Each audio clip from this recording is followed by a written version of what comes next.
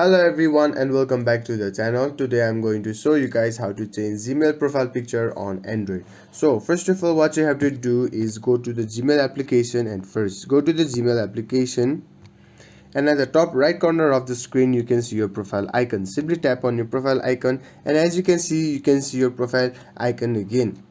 Simply tap on this camera icon with your profile icon, tap on it, and you will see something like this. Now what you have to do is simply tap on this change option at the left, and you will see some illustrations from Google like this, or you can simply tap on Google Photos, or you can simply go to device photos to see photos. Now for this I'm just tapping on illustration and using this cat photo.